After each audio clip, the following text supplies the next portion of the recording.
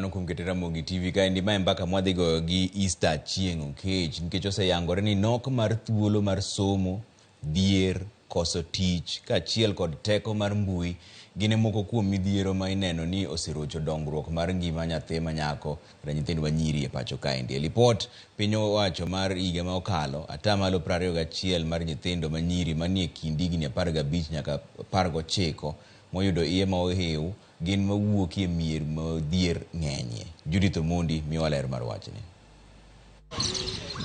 Pinyro kendo odiochieng' manyien tarik 11 idhialo e nyathi manyako. E Chichwa, kaunti ma Kisumu, watimo limbe ne nyathi manyako Josinta Dhiambo. E ode mar tich, lwete gwenyore kod lawe sharan. Kae kar yuto mare. Ma nyathi manyako makama ochopie, opoyo kenge ma osegoyo. Odoko nyathi mane odongo e lwet miyo maonge wuoro. Akweda kod timbe mayombe okone yudo nyithindo manyiri madonge e lwet minegi. Gino ma okone jopiny ok deu keto kare. Sexual harassment kwanza ng'eny. Nyithindo manyiri go through this a lot. Aparo ndalo moko kana tin adhi ora e chiro. Kana ora e chiro aromo gi baba moro. To baba moro no gima notimona no nomiya ok apar gima natimone no negatim.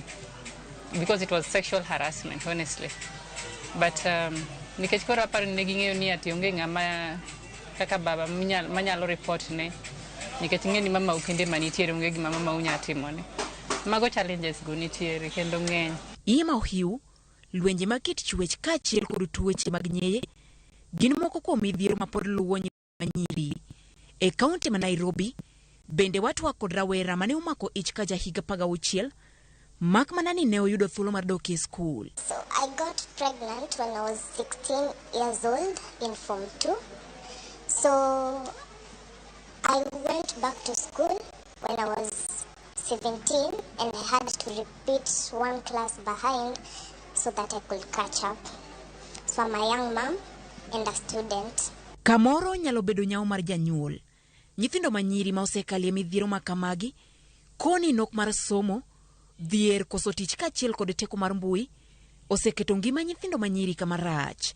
Many of the girls engage in irresponsible sexual behavior and they end up getting pregnant.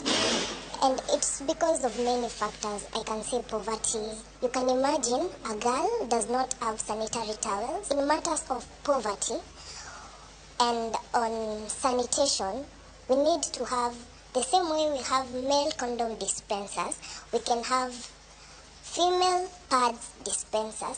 Kaka achiel kuom yore mag jiwo nyithindo manyiri, kendo tieko dhier tije mag lwedo ijiwo. Jacinta ne otieko mbalariany, kendo somo fwambo kata kamano, nyaka sani charane mapidhe. To gaps mang'eny to nitiere, especially ne nyithindo manyiri. Yudo ka nyathi manyako tieko skul, to gimano somo cha opoko yudo, koro yudo ko bet ot. Mano ok en gima ber, nikech nyathi manyako en ng'ama nigi taji mang'eny. To gima rach mogik ma nyathi manyako nya timo en depend on ng'ama iluongo ni boyfriend, especially kapok okende. Mano hinyowa ahinya. Ji ok dwa mana accept, but gima iluongo ni pads ni nyithindo manyiri mang'eny pod ok nyal afford. Ok kata nyithindo kata mana jo 20s. Samoro pads gi pod chando nikech pesa no gionge god. Gin jok ma pod struggle. Koro ka inyalo puonj gi skills mag lwedo gi kinya bedo maber ahinya e tego nyithindo manyiri. Lipod piny owacho mane ogoli e chak higani yango ni 4 kuom nyithindo manyiri 10 mayudo iye ma ohiu gin ma ok osomo ka atamalo 21 mayudo iye ma ohiu to gin mawuok e anyuola ma ochando. Judith Omondi, Ramogi TV.